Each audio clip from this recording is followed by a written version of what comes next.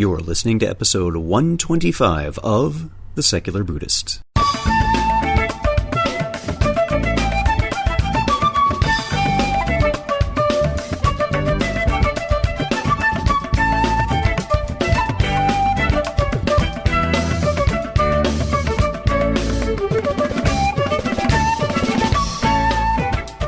Welcome to The Secular Buddhist. I'm Ted Meissner.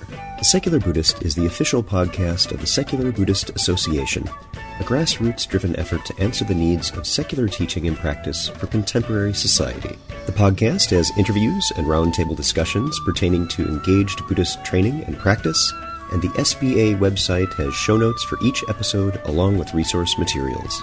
Though the podcast focuses on core practice from a secular viewpoint, more traditional teachings are welcome and openly discussed. Gregory Kramer speaks with us about his book, Insight Dialogue, The Interpersonal Path to Freedom, and his work at metta.org.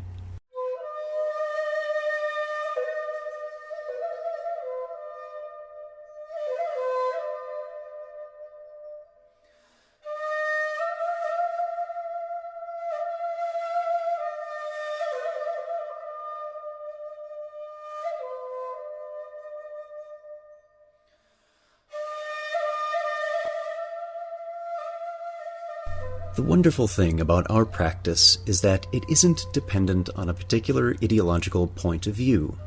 One can do the practice within or without the context of a religious setting.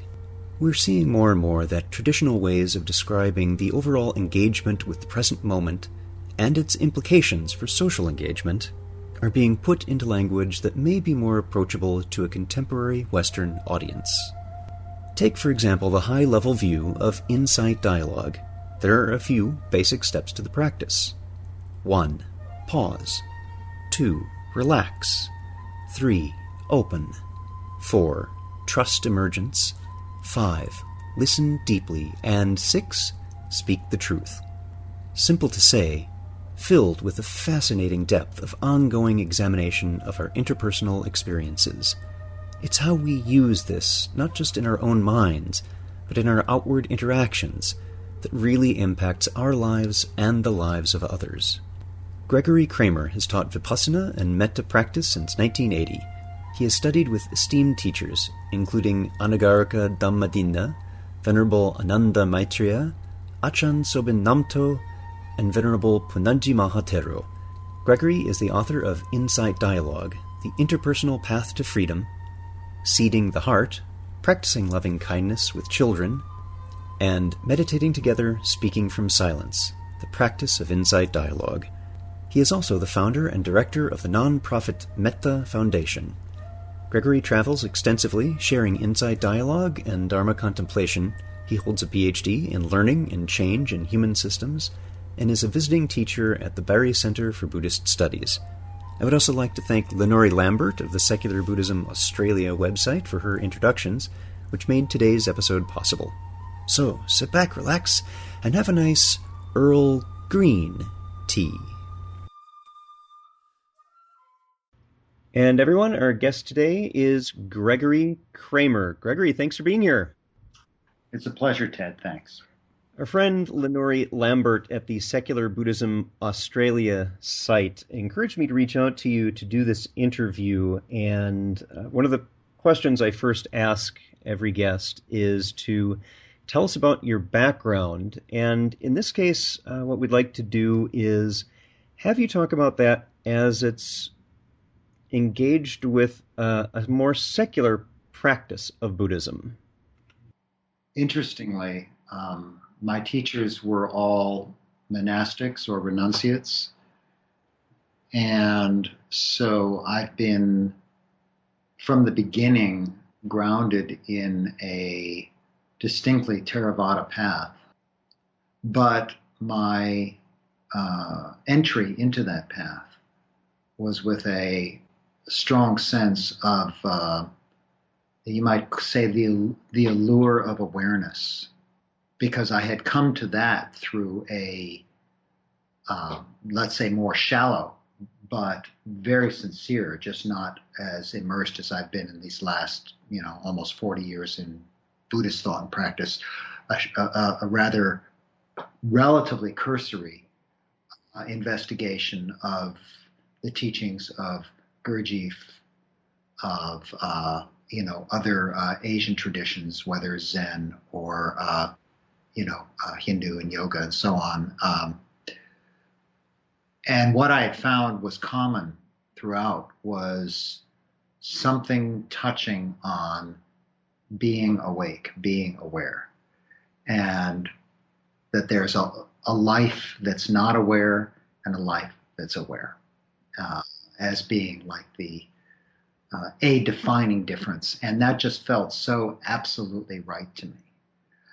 So that's how I entered this path. And I would say that the awareness is, about as secular as you can get. It's I would define that as a non-identified knowing that you know in the moment you know it, knowing that you're experiencing sensations, knowing you're experiencing the mind and its thoughts, rather than being identified. So that's entirely non-Buddhist. And at the same time, my first teacher, Anagarika Dhammadina, placed herself really squarely in the Theravadan tradition, even though iconoclast that she was, this was well before the Bhikkhuni order of nuns had, begun to be reestablished recently. So she basically wanted to be a nun. There was no order. So true to her personality, she just went off to the woods and lived herself, dressed in brown, actually, and lived to the vinaya of the nuns as much as it fit for her life. I mean, she was a pragmatist about it. But the point is that her sense of the path was rooted in the early Buddhist tradition.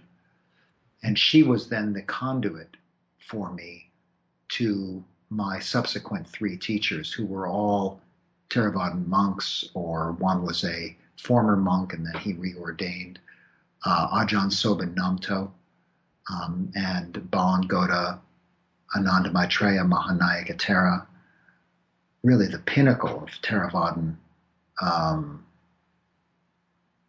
hierarchy, actually, in Sri Lanka. And also Venerable Punaji Mahathera. But honestly, try as I might to, at various phases in my practice over the decades, to land in it in some religious way, it just never made sense to me. I could never feel it, honestly, never feel it. But what I absolutely and naturally felt was a deep respect for the wisdom of the tradition. It was the ritual, the outer forms. I would like to have benefited from the kind of devotion, the bhakti kind of path. Would have been great, because I've heard it said, and it makes absolute complete sense to me, that that's easier. You have this devotion, you have this love, you have this faith, and it carries you, and you drop in, and I never needed energy. I was never lacking for energy or inspiration or commitment. But there's something about the yielding to emptiness, yielding to not self, that I couldn't do based on faith. I had to do it the hard way.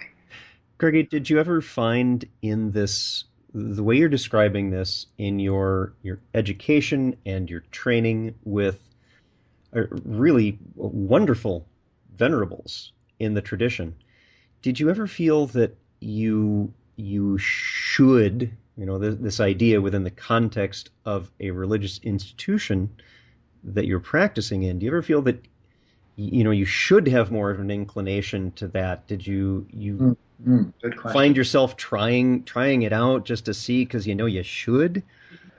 It was more like there every now and then there would be a should, like the bowing and so on.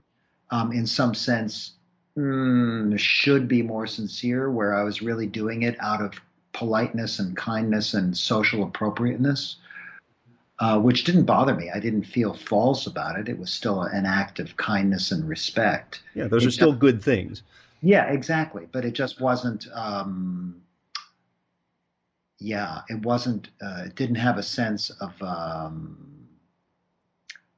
I don't want to use the word deification, but I don't know. It was always as an outsider. Yeah, it didn't have any supramundane ties, perhaps, because I've faced with that situation as well in training with Bhante Gunaratana and feeling that I should be tying to this on a level that just isn't happening for me, and realizing that that may be okay.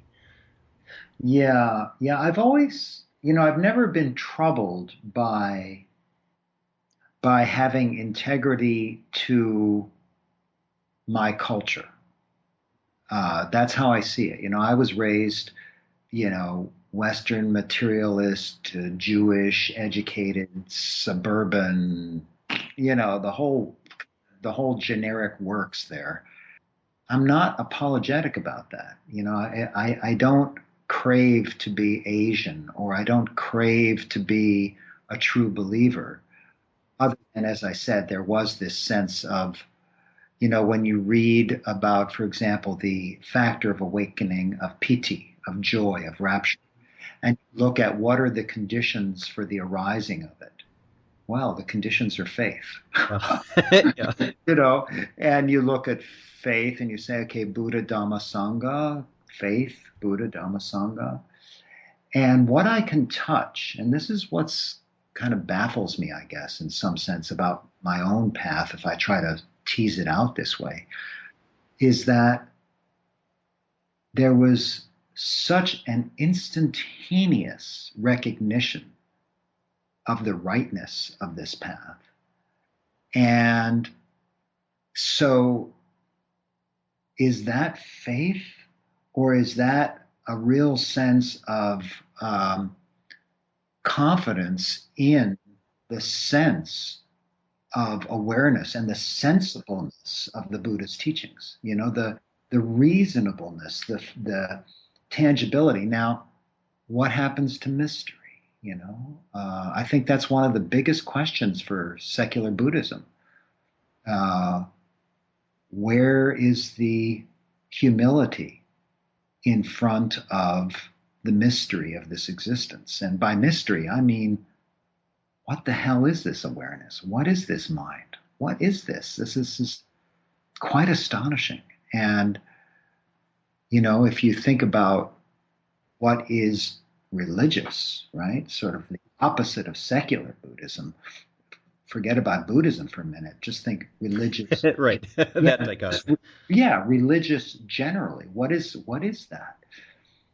And I would propose as a challenge to all of us that this path of awakening is, pardon me, but non-trivial, you know? And if we're going to seriously take the Four Noble Truths and the possibility of awakening at the level of cessation of tanha, cessation of craving, which is so psychologically and biologically ingrained in us, if we're going to take that seriously, then this is a quite an astonishing Herculean challenge we've been offered here. And without the emotion that is offered by religious faith, an emotion that fuels and drives so many religious adepts, are we going to stay on the surface with our rationality, or are we going to find a way to penetrate beyond? our rationality, or shall I say, not penetrate the rationality, penetrate beyond the surface concepts and constructions of self and of path, without the heat of that emotion that comes from faith. So I've been asking that of myself and people that study with me and so on, and giving a lot of thought to what I would call a secular reverence. What is a reverence that is not rooted in suspension of one's feeling of rightness about the path, a sense of understanding of some sort? What am I reverent in front of? Where is the humility? Where is the awe? Where is the wonder? Where is the heat? Now, that heat can come from samvega, right? It can come from a sense of urgency given the human tragedy, given death, given aging, given sickness, given stress and tension and meaninglessness. Okay, that's a source of heat, isn't it? But is that all? Is it just running away from that? Or is there also a sense of inspiration? Is there something that draws the heart? And I think you need the carrot as well as the stick. Yeah, and I would say there are several ways from a secular Buddhist standpoint to answer the question about faith, whether we take it in the traditional Judeo-Christian meaning of things unseen in Corinthians, or saddha with the meaning more of confidence, as you use that wording. My own engagement with the path is it's not based on a faith in the Judeo-Christian sense. It is based on curiosity initially, and then confidence based on experience. And there's enough positive influence that I can observe and is externally verified from others in my life that this is a valuable practice for me to continue, that I don't have to have, say, fear of a hellish rebirth or ongoing rounds and the suffering must end. I can experience just in this lifetime that, wait, this helps me disengage in the moment from the things that are causing me suffering, from my own causing of suffering in my responses to what's going on in the moment, or my over-attachment to the positive things that are going on. And we can still gain great inspiration. And this is what, atheist, skeptic, secular folks like me are often accused of. But you can have no passion. Absolute nonsense. I'm a human being. Of course I have passion. Of course I have fire and that heat. I don't require a Bible to give that to me. I have that entirely built into my biochemistry. That's part of being human. And we also celebrate that and use that wonderful vidya to energize our practice and to continue, because we see these benefits, and that in itself is what drives us to continue. Absolutely. And I guess one of the ways I ask the question, Ted, is this: immersing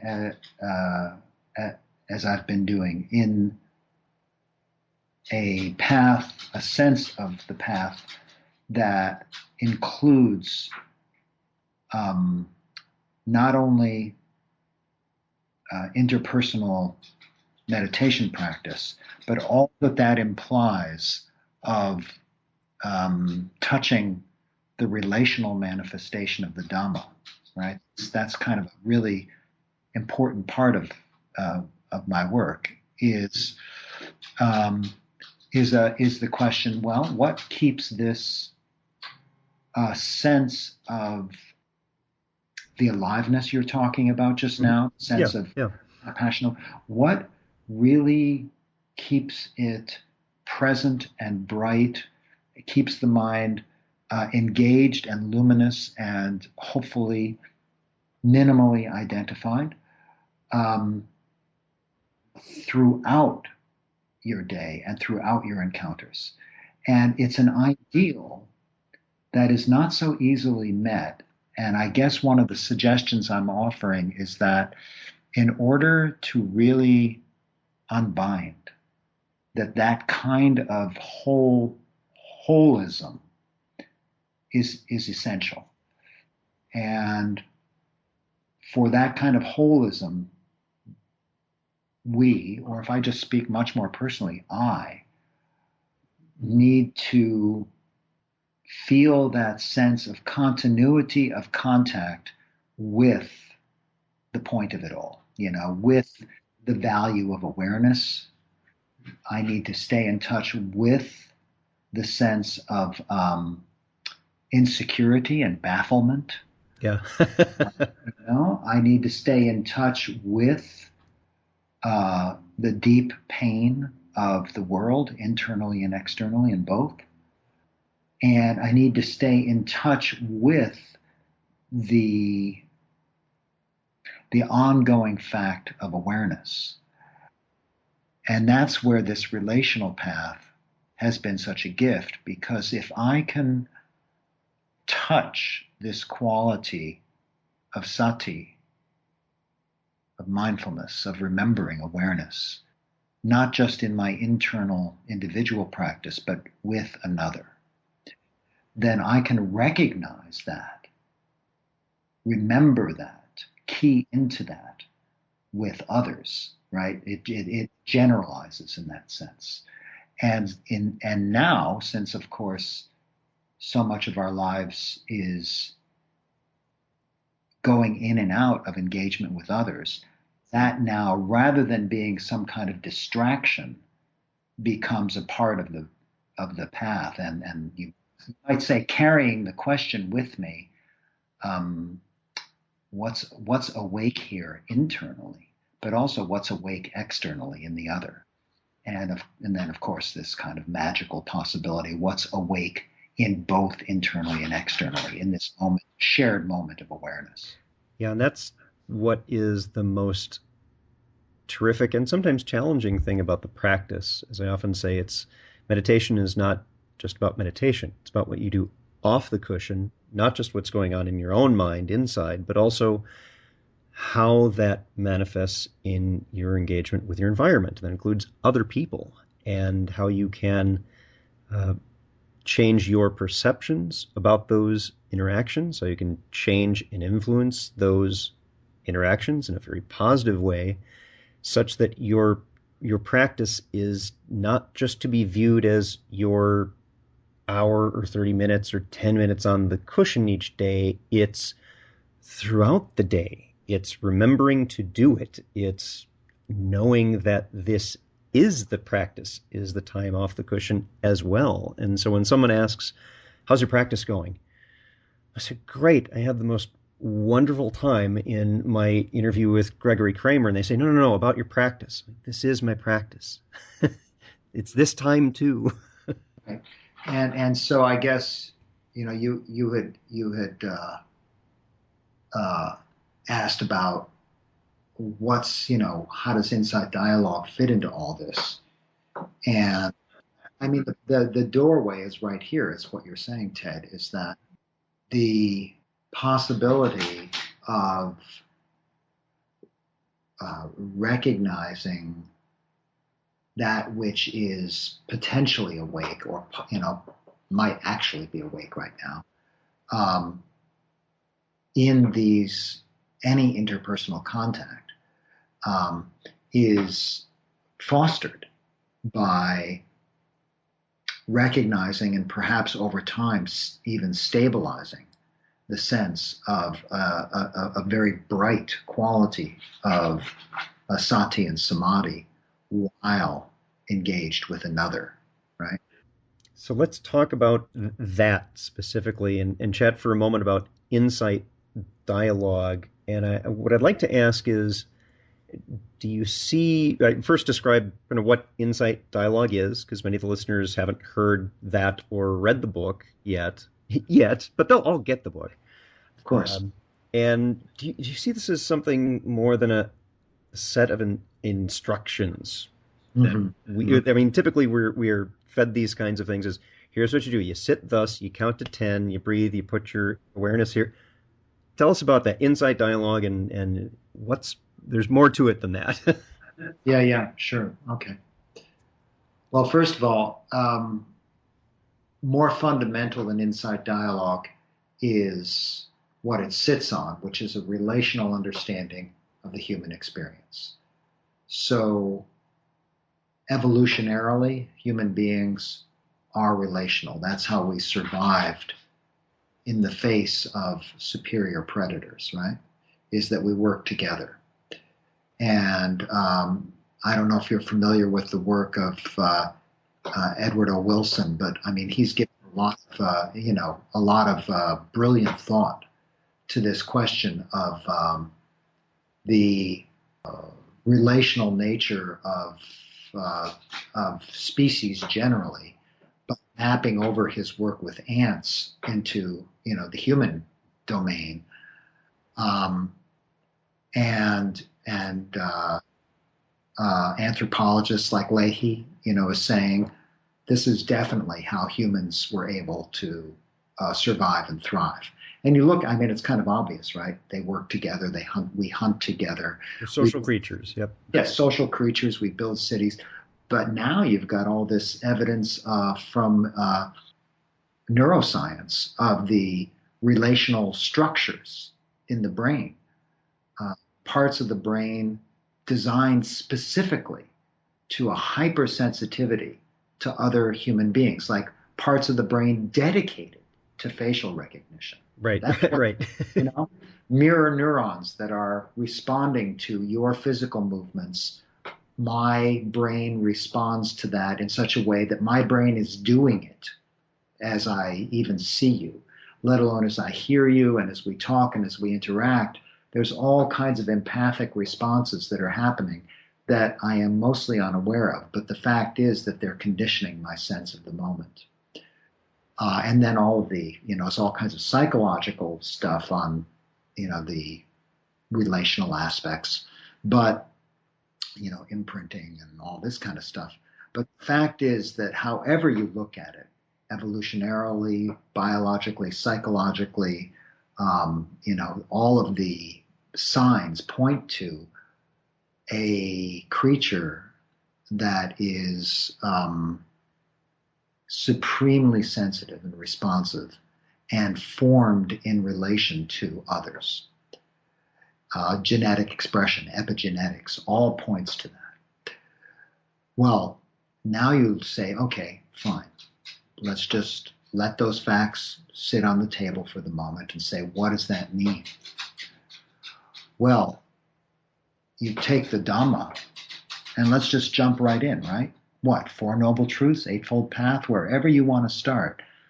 Can you imagine a definition of suffering that does not recognize and even sit heavily with interpersonal suffering, people suffering? The absence of the wanted, the presence of the unwanted. We're not just talking about rotten apples there, the absence of the loved, of the human being, the presence of the unloved, the pleasant and unpleasant sensations and emotions, right? Of course, you never have those in relationship to a person, right? I mean, yeah, it's huge, right? It's huge. So dukkha, so the origin, second noble truth, the origin of dukkha, the origin of this stress and this binding and this dissatisfaction is tanha, hunger, thirst, craving. And the craving for pleasure, think about the craving for social pleasure in your life. Look at any of your close relationships and look at the aversion to the distancing factors. And the craving for being, the bhava tanha, the craving to exist. Well, how does this self come to exist? It comes to exist. It is formed in the crucible of relation. That's how I know who I am, is how it's reflected back to me from the world. And so I exist when I am seen and how I am seen. I come to be and I become over and over and over, becoming in your eyes, in the eyes of society, finding my meaning, my existence. And all of the kinds of narcissism and all that stuff that comes out of it, search for, please hear me, please see me, you know, that's deep stuff. And that's dukkha. That's like, we like to look at the pleasant part of that, but look at the stress of not being seen, the stress of being dissed, of being degraded, the pain of loneliness, and then the vibhava tanha, the hunger to not exist, to get out because life is too much. And we want to likewise get out of relational experience because it's too much. So we fear it. We fear intimacy. We fear connection. We fear being seen. We fear existing, right? Existing in front of another. And we hide in strategies of addiction, and we hide in strategies of invisibility, shrinking from the world, shrinking from others. Anything from stage fright to social anxiety to, agoraphobia. I mean, we just completely shrink away, and that's dukkha, right? But it's the social, interpersonal, relational dukkha. So what about the third noble truth, the unbinding, right? Well, now we're talking about a cessation of hunger, cessation of tanha. And what does this really mean? What does the cessation of tanha, the cessation of clinging, of upadana, what is the cessation of ignorance in this lived life? How does it manifest? Is it just going to manifest with you sitting there by yourself on your cushion? Is it going to be realized? Is it going to come to fruition just sitting on your cushion? I don't think so, my friend. At least it hasn't, that's not been my path. And I'm not aware, I'm not aware that we humans are that unidimensional. It's the lived life, which is the Noble Eightfold Path, right? And the entire path, how could you possibly define it as anything other than, well, right view? Right view arises, the voice of another and wise attention are the prerequisites, according to the Buddha anyway, for the arising of wise understanding, of right view. That's relational. Even sati itself is based on an awareness of what you're doing, your positioning, and that can be within social context. But the rest, your speech, your actions, your livelihood, all of those these are engagements outside of your time on the cushion. Right. All of the sila factors are by definition relational. Yeah. That's right. Yeah. But now that gets us into the practice. You asked about what is the practice, because basically there are 6 meditation instructions. And those 6 instructions are drawn from, or are, you might say, a reflection or a way of remembering to stay grounded in your meditative practice, even when you're with the full spectrum experience of being in relation.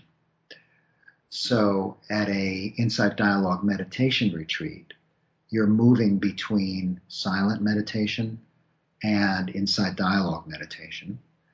And in the Insight Dialogue practice, you're gradually introduced to first the meditation instruction, pause, which is exactly sati. It's exactly pause and remember, right? Pause and wake up. It's non-clinging, but behaviorally, sure, for starters anyway, pause before you speak. Actually pause, yeah. Yeah, right, exactly. But when sati is strong, the pause is, invisible. It's internal, and it informs everything you do. Exactly.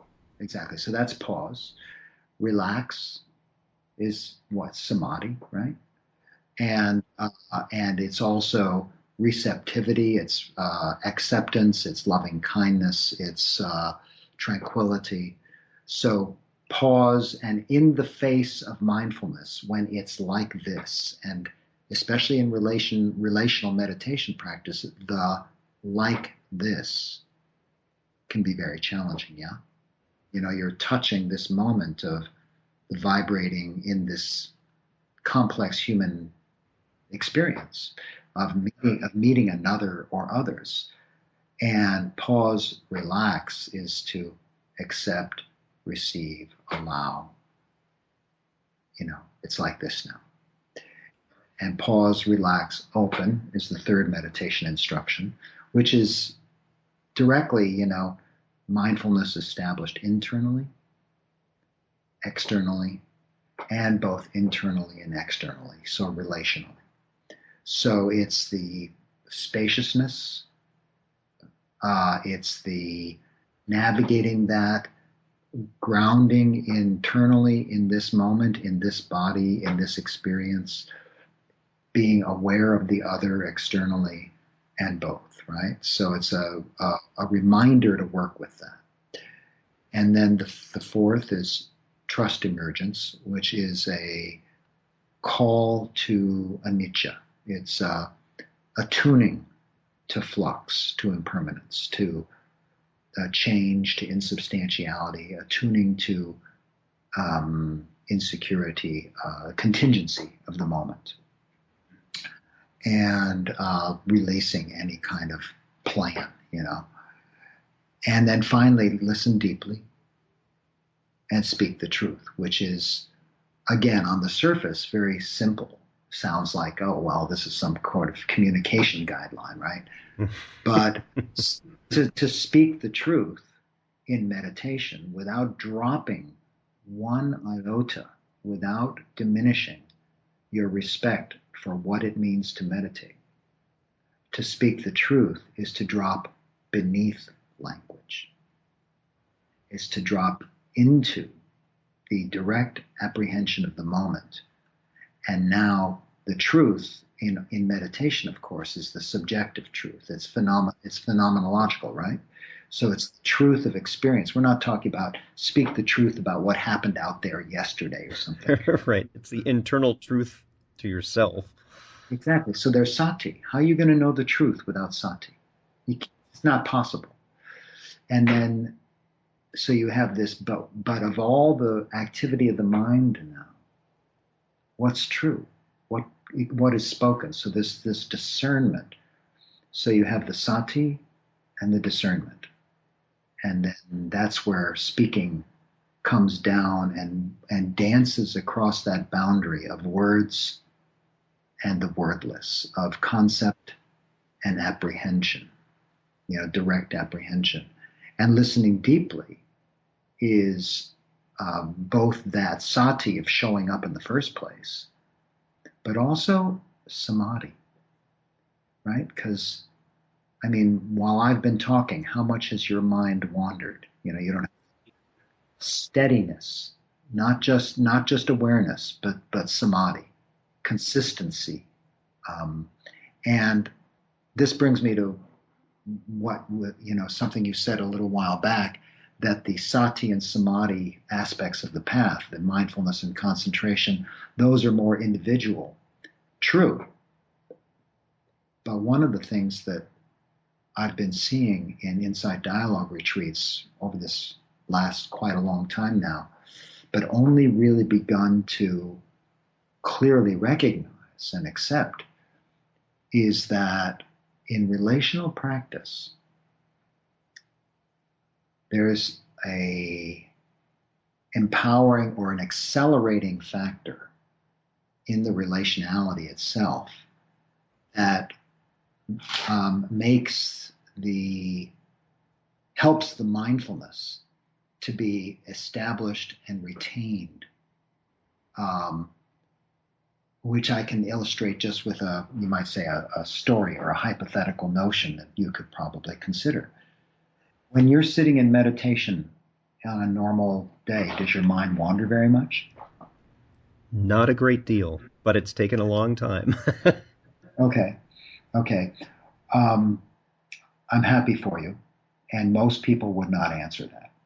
I believe you. I have no reason to doubt it. But most people, when they sit to meditate, the mind's all over the place, and even if they want to remain present with experience in this moment, they're all, it's not so easy. So here you are now meditating with another person, say with me. And in that meditation, you and I are contemplating this moment of sensed experience, or we're contemplating, as the Buddha advised, something like contentment or aging, illness, and death. Or, here we are in this experience. How does this touch me now? And you're actually sitting in front of me, right? And I'm sitting in front of you. And are you going to go off and think about your trip to Bermuda? Probably not so much. Are you going to be wandering off and blitzing out right in front of me, looking into my eyes? Are you going to go off and think about everything you have to do at the office tomorrow? Probably not so much. So what happens is that just on that raw, one simple concept of mutual support for practice, the sati, the remembering, is strengthened, and the samadhi, the steadiness of mind, begins to stabilize. Yeah, there's a very different dynamic when you sit by yourself alone, or when you sit in a very intimate setting of just with another, face to face, eyes open, eyes closed. There's a very different dynamic with that. And yet another when you're in a very large room of people. And one of the things that the folks who are the MBSR training guide and their book on meditation is stressing again and again is this group dynamic, that energy, that whole context of what we're like in a group and how that builds upon one another's practice, how that contributes to the others, that sets a tone. And we do that even when we're not in that retreat type setting, but just in our daily life. And that's why we keep going back to take it off the cushion, put this into practice. Rubber hits the road stuff here. We really do have such a huge impact on just the other beings, let alone people in our lives, because as you'd said earlier, we are social creatures, and we do pick up those cues, and they can change how others are facing their moment-by-moment existence. And I'd like to take it also a step further and say that with the two of us meeting in a practice of mindfulness and concentration, and supporting each other in this remembering, in this coming home to this moment, and seeing moment by moment the rising and vanishing of experience. And if our practice is mature,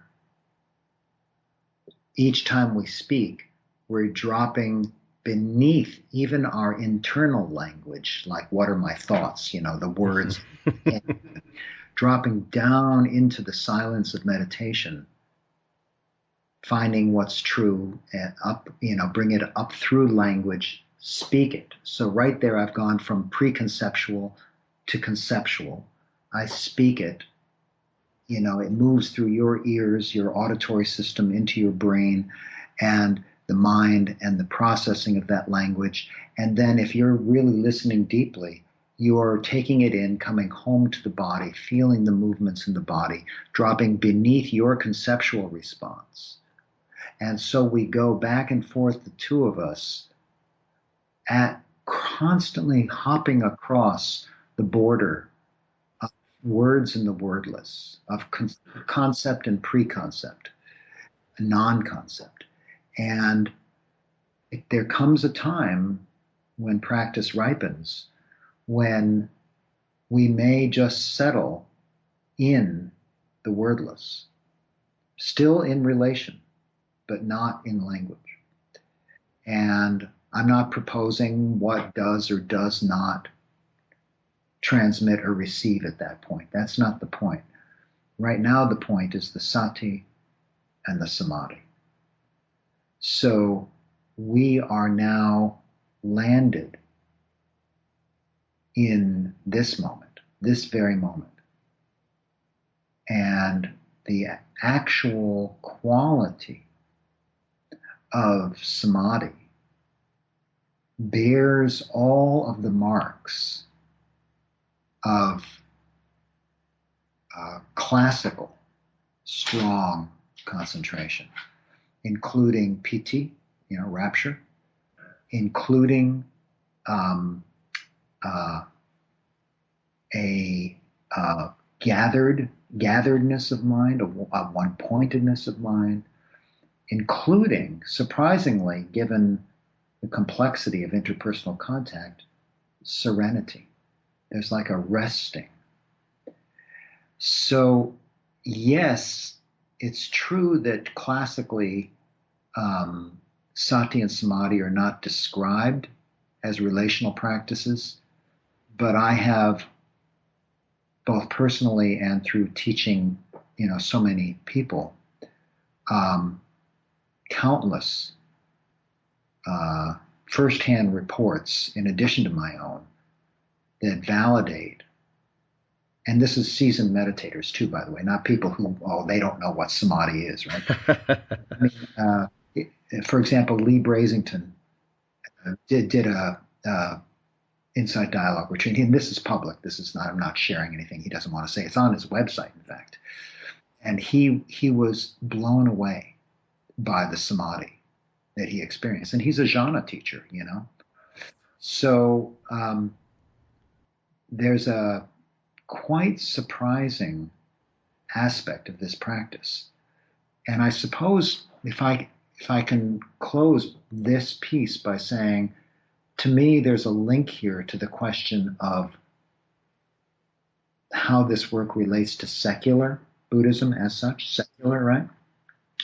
Where I was asking that question earlier, what is it that brings a sense of confidence, of awe, of inspiration?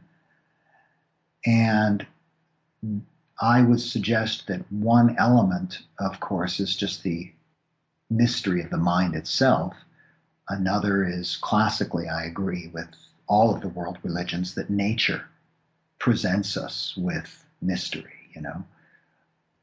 But there's also this fact of relationality, and touching this quality of being can provide a sense of that both richness and emptiness that might not be as alive for a lot of people who are on a path that is viewed as primarily rational.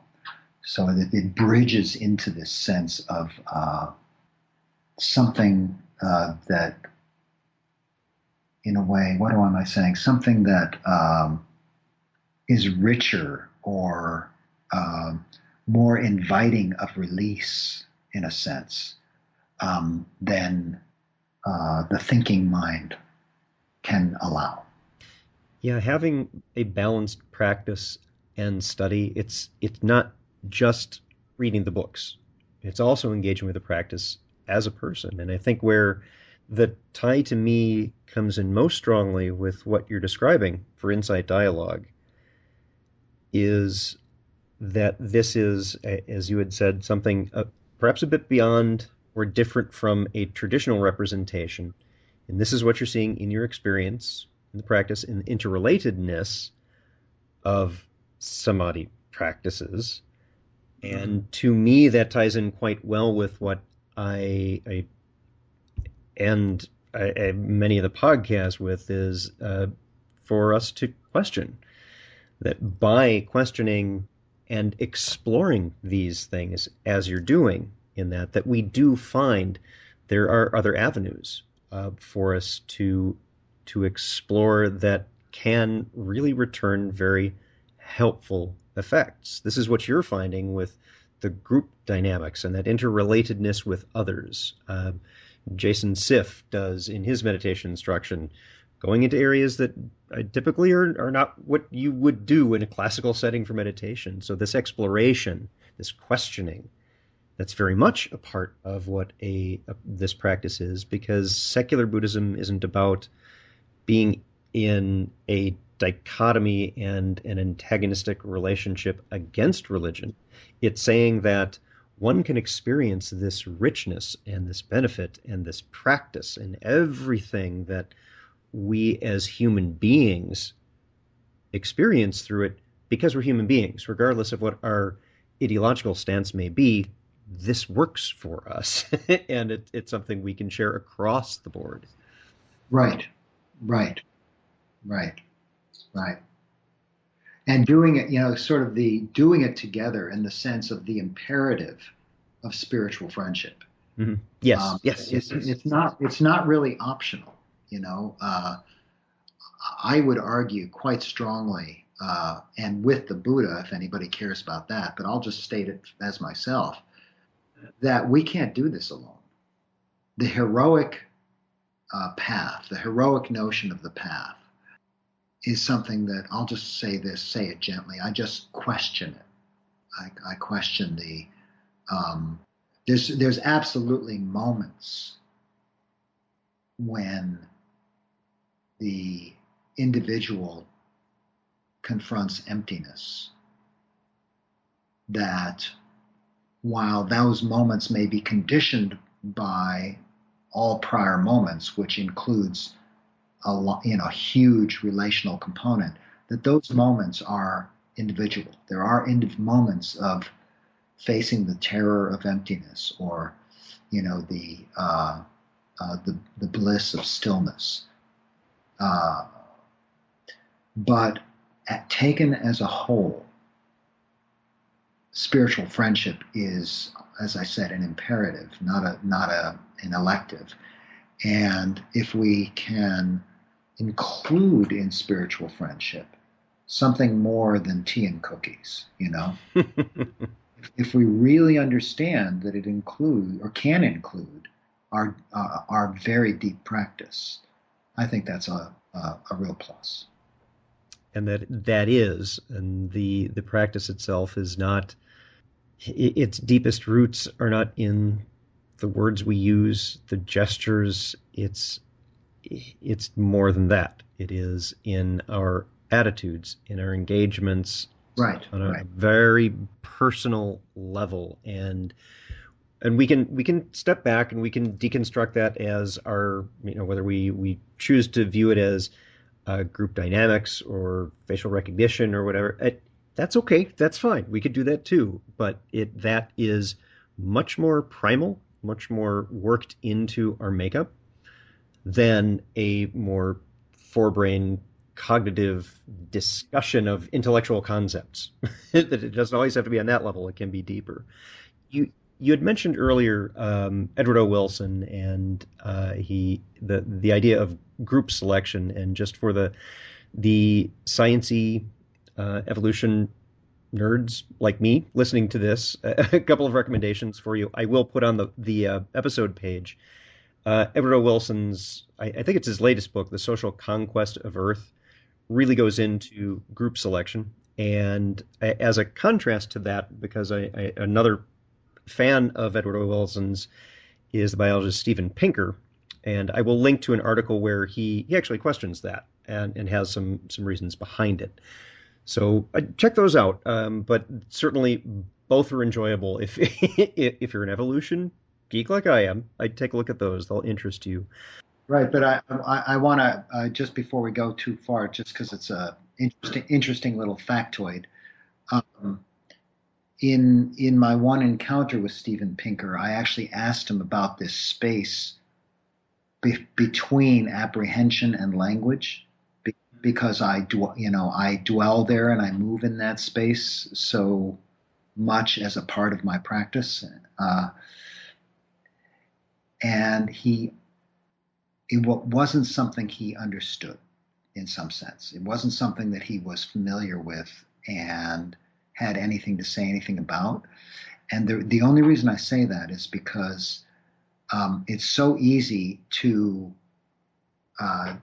speak about things like the languaging brain or the social brain or something in the abstract, when you get down into the micro experience that's enabled by meditation, it's a whole different view.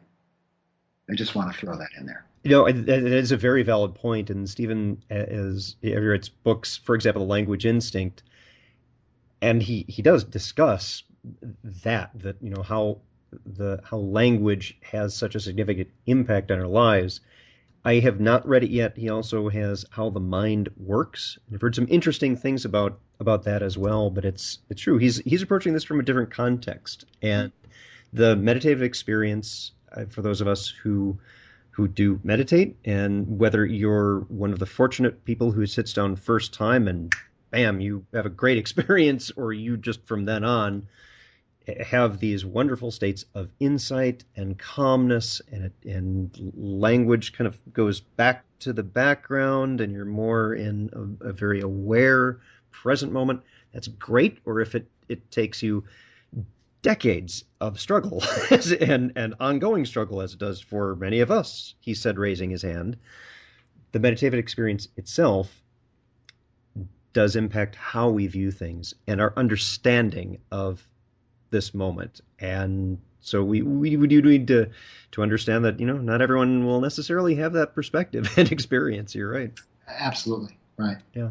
I do want us to get some time in around meta.org, some of the programs that you have there, and the kind of how that came about, and really what your goals are with the site and the works there. Uh-huh. Well, a large part of it is to provide a nexus, a focal point, a gathering point for a relational understanding of the Dhamma, and people being able to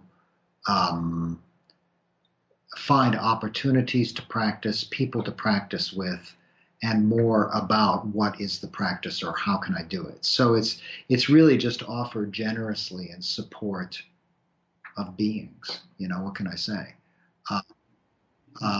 It's not so much oriented towards like trying to publicize or be really sticky with lots and lots of people coming and staying as long as possible, or to whatever the values are out there on the web these days. I'm not sure. Yeah. The vision is much more one of if we can overcome what seems to me to be a sad schism between technology generally, but specifically the internet and net-mediated relationship, and the Dhamma and the practice of Dhamma, the practice of awareness, the practice of meeting in deep contemplation. That's more the vision.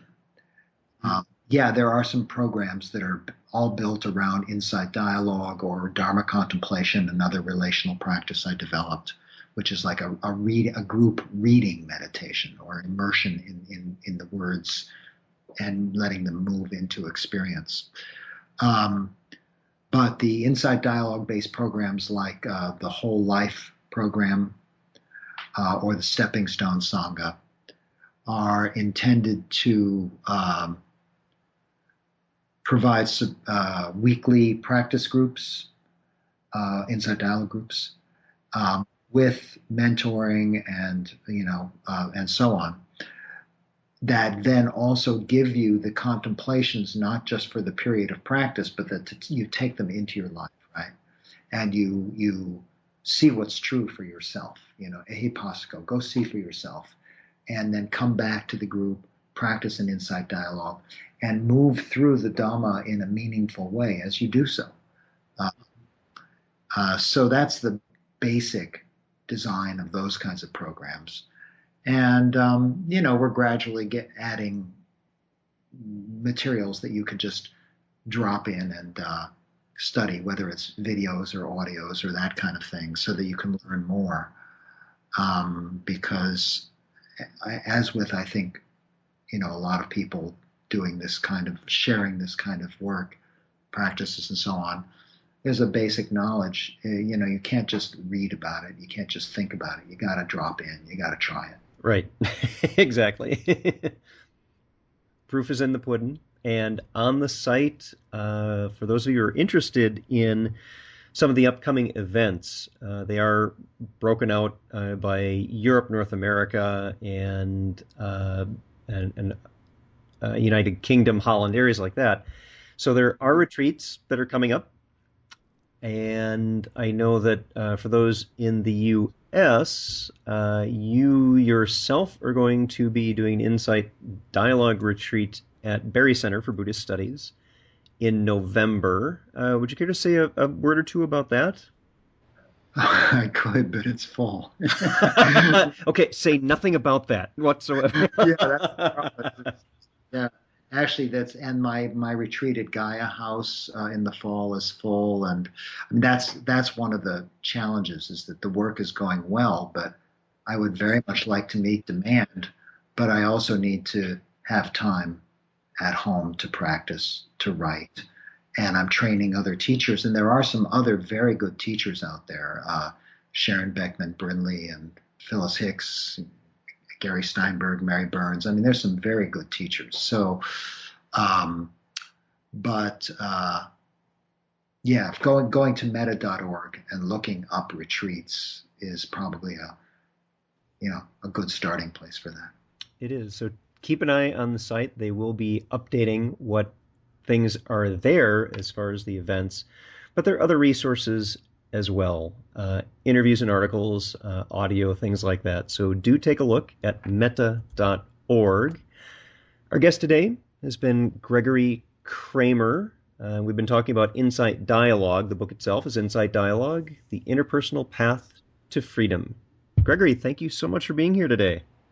Well, it was nice to be with you. I wish you well in everything you're doing. I think that the whole project of secular Buddhism has at its heart, a real search for integrity in how we engage this stuff, not kidding ourselves about who we are.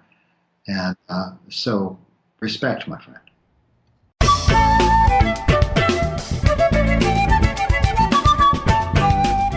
Thanks for listening. If you'd like to learn more about something you've heard in today's podcast, please come visit the SBA website at secularbuddhism.org, and you'll find an entire webpage devoted to this and every episode. Discussion about this episode can be found on the episode page itself, along with show notes. The music for The Secular Buddhist is used by permission from John Kaizen Neptune's CD, Steps in Time. Additional music is provided courtesy of Monty Levinson of Taihei Shakuhachi and Rodrigo Rodriguez. Their websites are also linked on the SBA site on the About Podcast Music page. Until next time, remember, every moment you have a choice. Make it the best you can. See you next time on The Secular Buddhist.